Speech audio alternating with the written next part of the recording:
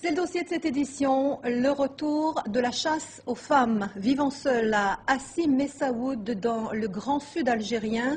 Cette ville pétrolière est le théâtre depuis 2 semaines d'expéditions punitives contre des Algériennes. Elles sont attaquées, battues, souvent violées, systématiquement dépouillées de leurs biens. Bonsoir Salima Tlemlassi avec nous depuis Alger. Bonsoir.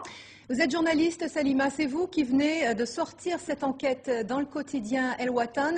Une histoire qui se répète donc, puisqu'en 2001 déjà une cinquantaine d'Algériennes ont été victimes de ces bandes organisées. On va en parler dans un instant, Salima, mais d'abord place au témoignage. 2 rescapés de 2001 étaient de passage à Paris récemment. Ilham Taoufiki les a rencontrés. 2 longues heures d'interview. Las, mine défaite, mais pas le temps de se poser. L'association des femmes de la Courneuve les attend. Fatiha et Ramouna vont répéter leur histoire, encore une fois. Voilà, donc c'était pour accueillir donc Fatiha, Ramouna et Nadia qui est leur co-auteur. Je voulais avant tout leur souhaiter la bienvenue ici à la Courneuve. Leur calvaire, elles l'ont raconté dans ce livre laissé pour morte. Mais tout d'abord, il faut poser le décor. Hassi Messaoud, ville du Sahara algérien. 60 degrés en été, l'enfer. Il n'y avait pas de climatisation. J'ai passé ma vie sous le robinet. Dès que je m'en éloignais, j'avais l'impression que j'allais mourir. Mais il y a de l'argent à faire. La ville pétrolière et ses multinationales attirent les plus démunis d'Algérie. Des femmes seules, surtout, répudiées ou divorcées. Ici, pour elles, il y a du travail, ménage ou cuisine. C'est ce que fait Fatiha jusqu'au 13 juillet 2001. Cette nuit-là, tout bascule. Je regardais la télévision et j'ai entendu crier Allah Akbar, guerre sainte au nom de Dieu. Ce sont les cris de l'armée levés par l'imam du coin. 300 hommes du voisinage, déchaînés, leur cible, les femmes d'Hassi Messaoud. Indépendantes financièrement, pas d'hommes à leur côté, donc considérées comme des prostituées. Ils ont déchiré mes vêtements. J'étais nue. Imagine qu'ils ont fait fondre une bouteille d'eau minérale sur mon dos. Jure-les, personne ne m'aidait. Il y en a un qui te gifle, l'autre qui te mord, l'autre encore qui veut t'arracher le sein. Tous voulaient participer. Et toutes ces mains qui entrent dans ton corps. Et le sang qui coule de partout, du nez, des oreilles, de la bouche, d'en bas. Tout mon corps en sang. Violée, puis enterrée vivante, et enfin libérée par des policiers de passage. Ramouna ne racontera pas son calvaire, pas aujourd'hui.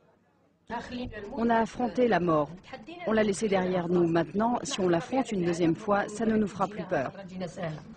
Sur les 50 femmes à avoir subi ce martyre, ce sont les 2 seules à être allées en justice. En vain. 2 condamnations par contumace, aucune indemnisation, jamais aucun démenti de la presse qui les présentait comme des prostituées. Rien.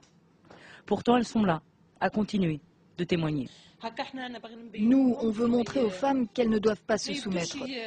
Non, elles doivent continuer à se battre. Il faut que les femmes s'entraident. Il faut que la société réalise. Il faut qu'elles s'entraident pour obtenir leurs droits. Dans la rue et dans leur famille.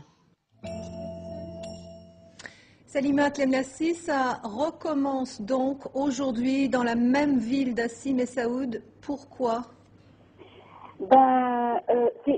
D'abord, il faudra préciser que c'est vrai que 9 ans après le drame de l'Aïcha, toujours à Hassi Messaoud, justice n'a pas été rendue à ces victimes. Il y a eu des condamnations par contumace, effectivement, mais la rumeur dit que les auteurs qui ont été condamnés par dépôt sont toujours en liberté, ils rentrent chez eux parfois et sont encore dans la ville.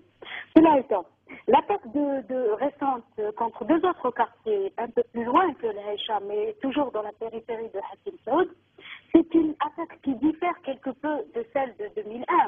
Tout simplement parce que celle de 2001 a été organisée à la suite d'un prêche religieux et c'était pour, entre guillemets, nettoyer, soi-disant, le quartier de la ville de celles qu'ils considèrent comme étant des prostituées.